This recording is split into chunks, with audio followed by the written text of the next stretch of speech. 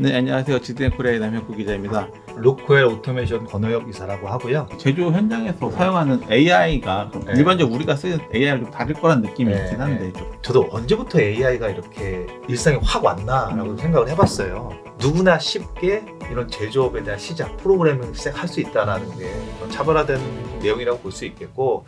근데 말씀하신 게 뭐 비전 AI 이런 것들이 기술이 좀 사람들 좀 듣지 못했는데 되게 신기한 것들이 있잖아요. 그럼 최근 뭐 주목하시거나 이런 걸 좀 도입하겠다 싶은 것들도 있으신가요? 이제 뭐 제가 한번 편하게 좀 얘기를 할게요. 네, 편하게. 보시면은 저희가 이제 이 바라보는 거는 이제 제조업에서는 저희는 이제 그 AI, 그러니까 제조업을 저희가 이제 자동화를 높인다고 흔히 말을 많이 하잖아요.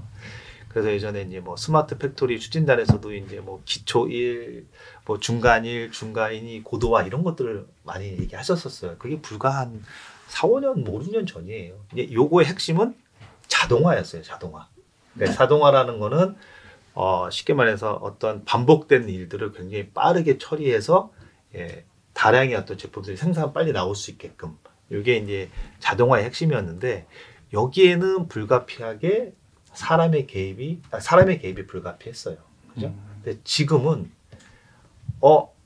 어떤 이벤트가 생겨도 중간에 어떤 변수가 생겨도 사람이 개입하지 않고 계속 생산할 수 없을까? 이런 고민들이 이제 가는 거예요. 그 공장 라인이라는 게 아까 말씀드렸죠. 이미 좀 기계들이 좀 특성화돼 있어서 네. 쭉 가면서 제품을 만들거나 뭐 물건 생산하거나 하는 거잖아요. 이미 좀 자동화가 좀 많이 돼 있는 게 아닌 건가요? 근데 예를 들어서 이제 말씀처럼 이상적으로 했을 때는 그렇게 될 수도 있겠죠. 근데 이제 첫 번째는 거기에 대해서 어떤 문제가 생겼어요. 아까 전처럼 온도가 바뀌었거나 압력이 바뀌었거나, 그죠? 그다음에 들어오는 그 제품에 대한 사이즈가 갑자기 바뀌었어요. 이건 사실은 불량이잖아요. 네. 그거 또 이벤트잖아요. 그럼 사람이 이제 개입해가지고 라인을 멈춘다거나, 그죠? 그럼 다시 뭐 재료를 바꾼다거나, 그다음에 압력값을 조정한다거나 이렇게 해야 되잖아요. 근데 그런 변수가 생겼음에도 아까 말씀드린 것처럼 모델링을 통해서 A가 바뀌었을 때 B로 보정을 해준다거나 이렇게 실제 그 흐름 라인이 계속 될 수 있게 할 수도 있고. 근데 그게 첫 번째고, 아무리 똑똑한 제조 라인을 꾸며들어도 얘는 이동은 있어야 돼요. 이동이요? 그러니까 이송이라고 할 수 있는데, 내가 물건을 이 공정에 있으면 1부터 10까지의 공정을 거치잖아요. 그럼 예를 들어서 내가 1번 공정 간 다음에 1번 공정이 끝나면 2번 공정으로 이동을 해야 되는데, 그렇죠. 제품 만들 때 공정이 뭐 3번 공정, 네. 4번 공정. 근데 이걸 다 컨베이어만 타고 다 다닐 수는 없거든요. 그죠? 그러면 여기서 핵심인 이제 프로덕션, 이제 로지스틱이라고 해서 이제 뭐 한국말로 생산 물류라고 하는데, 그러니까 이동할 때 누군가 그런 역할을 해줘야 되거든요. 이게 실제 이제 지금 말씀드린 게 이제 로봇입니다. 그래서 저희는 이제 좀 정도로 하면 자동화에 대한 넥스트를 이제 자율 제조라고 보는데요. 이 자율 제조가 될 때는 아까 전처럼 어떤 이벤트가 났을 때 알아서 이벤트를 인식해서 생산을 가능하게 하는 AI 기술, 그죠? 그다음에 어떤 뭐 1부터 10까지 공정을 갈 때 공정마다를 이송해가지고 절차를 밟아서 갈 수 있는 로봇. 요 두 가지를 사실 핵심으로 보거든요. 그래서 이제 제조업은 이런 자동화에서 자율 제조로 이제 나갈 거다라고 이제 보는 거고요. 그러면 그 로봇을 가지고 요즘에 얘기를 많이 하고 있잖아요. 요즘에 피지컬 AI라고 해서도 나오고 있고, 그러니까 사람 형태로 좀 로봇도 많이 나오고 있는데 좀 그런 식으로 보여지는 거예요? 아니면은 자동차 공장 같은 데 그냥 손만 있고 막 이런 식으로 좀 보여지고 굉장히 좋은 지적이신데, 지금 단계에서는 사실 아까 자동차로 지금 손만 있고, 이 자동차 혹시 이제 TV에도 가끔 나오는데 이 자동차에 이제 그 바디를 생산할 때는 로봇이 가서 이게 용접을 탁 하거든요. 중요한 자동차 차체를 때 중요한 부위들은 이렇게 용접을 하는데, 말씀처럼 거기서는 그 로봇 팔만 있어요. 그죠? 그래서 딱 하는데 지금은 그런 단계가 많습니다. 뭐 참고적으로 여담이지만 전 세계적으로요, 제조업에 코리아가 로봇이 가장 많이 있습니다. 그래요? 1위, 보급률 1위예요. 제조업의 로봇 보급률 1위입니다, 한국이. 뭐 되게 자랑스러운 부분이긴 한데, 일상 분은 잘 모르셔서. 근데 이게 요즘에는 이제 어떻게 진화를 하고 있냐면, 아까 말씀처럼 그 로봇이 이제 AI를 만난 거예요. 제가 좀 차근차근 좀 설명을 한번 드려보면, 아까 말씀드린 대로 이 자율 제조라고 하는 게 AI가 하나의 축이었고, 이 로봇이 되는 게 또 하나의 축이었잖아요. 이 예전에는 이 로봇들이 어떤 어떤 프로그램이나 알고리즘을 통해서 이제 학습을 했어요. 그죠? 지금도 실제 돌아가는 로봇들은 다 프로그램을 다 해놓은 것들이에요. 아, 그러면 한 거 참 궁금한 게, 그럼 이제는 그냥 일반적인 생산 장비가 이런 것들이 있고, 네네. 로봇이 있잖아요. 네. 뭐 어떻게 이게 좀 다르고 뭐가 차이점이 있었던 거예요? 예전에요? 네, 예전에는. 아까 그 예전에는 지금 예전이라는 게 지금입니다. 사실 지금의 네. 이제 뭐 넥스트를 제가 이제 얘기 드릴 건데 네. 지금은 로봇이 있고 이런 그러니까 제어가 있으면 실제 로봇도 어떻게 움직여라라고 하는 것들을 다 이미 프로그램적으로 다 넣어놓은 거예요. 그래서 걔는 어떤 인풋이 들어오면 이 인풋값만 받아서 그 아웃풋을 내는 거죠. 쉽게 말해서. 얘는 변수가 그러니까 정해진 행동만 계속 반복적으로 하는 겁니다. 이게 이제 흔히 말하면 이게 이제 우리 일상에 지금 쓰이는 산업용 로봇이 실제 그래요. 아, 행동을 하는데 좀 옛날에 되게 단순 반복 작업을 그렇죠. 했으면 얘는 좀 더 이제 피지컬 복잡한 걸 했었던 거네요. 그죠. 피지컬 AI라고 이제 말씀 주신 거는 네네. 뭐 이제 좀 기존의 AI는 쉽게 말해서 이제 소프트웨어적으로 움직이잖아요. 그래서 어떤 소프트웨어 로직을 데이터에 근거한 소프트웨어 알고리즘을 통한 게 이제 기존의 AI라고 보면 피지컬 AI는 말 그대로 피지컬이잖아요. 뭔가 몸이 있어요. 기존에는 이제 쉽게 말해 머리만 있다고 치면 얘는 몸이 딸려 있는 거죠. 그러니까 얘는 몸이 있다는 건 이동이 가능한 거고, 그래서 아까 전에 말씀드린 것처럼 내가 스스로 현실 세계에 있는 것들을 피드백을 받는 거예요. 그냥 주어진 입력된 것만 해서 입력해서 출력만 내보내는 게 아니라 현실에 있는 피드백을 받는 것까지 하는 게 피지컬 AI라고 보는 거고요. 가장 쉽게 그냥 대표적으로 우리가 볼 수 있는 피지컬 AI가 테슬라 자동차입니다. 아, 걔도 로봇으로. 그렇죠. 실제로 이제 말하자면 테슬라 자율주행하는 테슬라 자동차가 저희가 흔히 말하면 피지컬 AI거든요.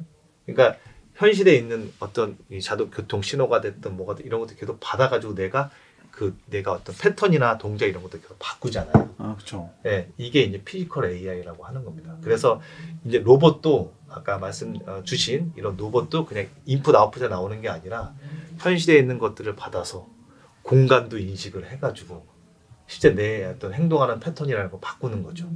기존의 AI는 뭐 한번 예를 들면 자동 응답 뭐 이런 거 있잖아요. 이런 게 그냥 AI예요, 그죠? 아, 그것도 AI로 들어가는 그렇죠. 거예요? 자동 어떤 사람이 어떤 패턴을 줬을 때 어떻게 이동해 나가잖아요. 조합을 짜가지고 그다음에 뭐 여러분 잘 아시겠지만 우리 뭐 유튜브 알고리즘, 넷플릭스 추천, 넷플릭스 틀었을 때 쭉 나오잖아요. 뭐 이런 게 했던 거, 그죠? 그다음에 뭐 저는 이제 개인적으로 뭐 음악 뭐 진이든 멜론 쓰면 거기 추천해 주잖아요. 내가 봤던 거 중심으로 뭐 이런 것들이 흔히 말하면 기존의 AI라고 치면 피지컬 AI는 이제 거기에 몸이 달렸잖아요. 그러니까 말씀하신 제가 대표적으로 얘기한 테슬라도 될 거고 드론. 아, 드론도 이 그렇죠. 로봇이라고 AI가 들어가고 하다 그렇죠. 보니까요. 그리고 이제 아까 전에 말씀드렸지만 기존에 있는 자동차에 드는 로봇도 예전에는 이게 로봇 8만 있었는데 현대 뭐 이미 나왔으니까 현대에서 이제 로봇 회사를 인수해가지고 자회사 있잖아요. 그 로봇 실제 이제 생산 현장에 투입이 되거든요. 이미 주문을 많이 했다고 해요. 그러니까 걔는 실제 일상생활에 있는 AI에다 인풋을 받아서 동작을 바꿔서 하는 거죠. 물건을 실제 받아서 이렇게 갖다 주는 거예요. 이게 지금 없는 건 아니거든요. 사실은 이제 이 제조업에서는 AGV라고 하던가 AMR이라고 해가지고 이제 어떤 이송을 담당하는 로봇들이 있습니다. 얘는 근데 바닥에 뭐를 깔아놔가지고 이렇게 가이드를 받는다거나 이런 건데 지금 제가 말씀드린 이 피지컬 AI 현대가 하고 있는 이런 그 로봇은 이 공간을 인식을 해요. 그리고 뭐가 있으면 피해가잖아요. 저희 뭐 식당에 있는 이 뭐 소위 그거 많이 안 비싸거든요. 식당에 있는 로봇. 주문 받는 그 로봇들이요. 그렇죠. 네. 근데 그거 사람 있으면 멈추거나 피해가잖아요. 심지어 그러니까 간단한 것들은 돼 있단 말이에요. 물론 걔도 이제 지정된 위치로 끝나면 돌아가는 거는 그 이제 생산 현장과 비슷한데 마찬가지로 이제 들어오는 피지컬 AI는 내가 AI를 받아들이는 거잖아요. 그러니까 소프트웨어적인 것뿐만 아니라 하드웨어적인 것도 갖고 있다라는 거죠. 이게 좀 재밌는 게 아까도 잠깐 말씀드렸는데 이 로봇이 예전에는 알고리즘 짜서 뭐 했잖아요. 근데 지금은 강화학습이라는 걸로 한대요. 뭐냐면 어떤 패턴을 계속 주고 이거를 학습, 그러니까 이걸 했을 때 잘했다고 이제 쉽게 말해 강학습에 칭찬해 주는 거예요. 이거 했던 걸 잘했으면 로봇도 칭찬받으면 좋아하듯이 그쵸. 그 패턴을 계속 발달시키거나 지금 앞에서 제가 이렇게 춤을 이렇게 추잖아요. 그러면 춤을 따라 하는 거예요. 이거를 프로그램에서 하는 게 아니라 이 모방 학습이라고 하는데 이렇게 개발이 되니까 이 속도가 엄청 빠른 거예요.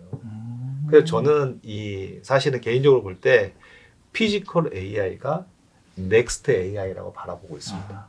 그러면 요즘에 사람들이 좀 많이 얘기하는 게 되게 복잡한 일 같은 거 되게 단순한 반복 업무를 잘하는데 로봇들이 제일 못하는 게 플러그 꼽고 이러는 것들은 잘 못한다. 이런 얘기도 많이 하잖아요. 네.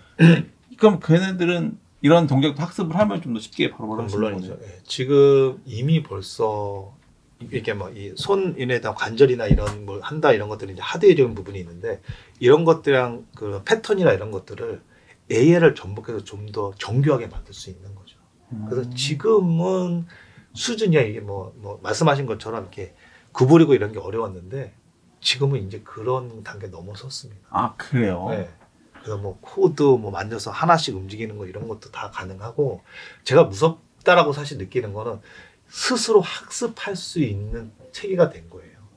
그래서 제가 볼 때는 이 피지컬 AI가 넥스트로 가면 자율 진화 AI. 하드웨어, 소프트웨어뿐만 아니라 하드웨어가 스스로 진화를 하기 시작하면 그때 정말 소위 이제 우리 공상과학 영화처럼 뭐 터미네이터처럼 네, 그것처럼 이제 걷잡을 수 없겠다고 보고요. 요 얘기를 좀만 좀 뭐 더 드리면 흔히 AI가 뭐 이렇게 저도 이제 주변에 좀 책도 좀 읽고 합니다만 요즘에 그 박태웅 의장님이라고 이 AI 쪽에 많이 책도 쓰시고 하신 분이 있는데 그분의 얘기를 좀 빌으면 AI 진화의 순서가 있대요. 기본적으로 이제 챗하는 기능이 있고 여기 넥스트 버전이 추론화, AI가 추론을 하는 거예요. 이제 자료를 모아서 분석을 해서 추론화하고 세 번째가 이제 에이전트. 그러니까 에이전트라고 하는 거는 쉽게 말해서 이 사람의 지능을 빌려오는 거거든요. 사람의 지능을 빌려와서 내 비서처럼 쓸 수 있는 거. 그 다음에는 혁신. 그러니까 창의적인 아이디어까지 낸다라는 거예요. 맨 마지막이 조직. 그러니까 혼자 일하는 게 아니라 여러 사람을 같이 팀을 짜가지고 움직이게끔 할 수 있는 게 이제 AI의 진화 순서라고 이제 그분이 얘기하셨는데 거기에다가 피지컬 AI가 붙었다고 생각해 보세요. 그러니까 채팅하는 거는 우리 예전에 대화해주는 로봇 뭐 일본에서 옛날에 조그맣게 나오기도 했었잖아요. 아 그렇죠. 챗봇부터 해가지고 그렇죠. 뭐 심심이라고 해서 그런 것도 네. 있었었고 했었지. 근데 이제 하는 그 휴머노이드가 점점 진화해 가는 거죠. 추론했다가 에이전트로 했다가 혁신했다가 같이 팀을 짜가지고 움직이는 거예요. 팀을 짜가지고 춤을 출 수도 있고 팀을 짜서 드론으로 단체로 그렇죠. 좀 뭐 이렇게 할 수도 있고 뭐 이렇게 되면 사실 뭐 아시겠지만 저희 비행기나 이런 것도 이미 다 어느 정도 지금 하고 있잖아요. 자율항법. 그렇죠. 무인기 같은 거 많이 띄우고 하고 있으니까. 네. 뭐 이게 사실은 거기 사람을 태우냐 안 태우냐에 따라서 이 드론과 아니냐의 차이밖에 솔직히 없잖아요. 지금은 그런 상황이죠. 그게 물리적으로 어떤 이게 사람의 어떤 그걸 지탱할 수 있느냐가 이거지. 기술로 치면 드론이 우리 날아다니는 이 여객기보다 더 지나갔다고 봐야 되는 게 저는 맞다고 보거든요. 그래서 그 얘기 있더라고요. 비행기를 타면은 이게 몸적인 제한이 있으니까 속도도 일반 어느 정도 이상 못 내고 비행도 좀 제한이 있다고 하더라고요. 근데 드론은 그런 것들이 없다 보니까 훨씬 그렇죠. 더 유리한 게 맞다고 하더라고요. 그렇죠. 그리고 뭐 드론은 아무튼 가벼워서 조작도 쉽겠지만 계속 이 공간적으로도 인식을 더 빨리 할 수 있기 때문에 레이더나 이런 것들이 더 다양하게 실을 수 있잖아요. 그렇죠. 네. 그렇기 때문에 뭐 기술로 치면 저는 이제 넥스트 AI로서 피지컬 AI가 굉장히 빠른 속도로 곽감을 받을 거라고 생각합니다.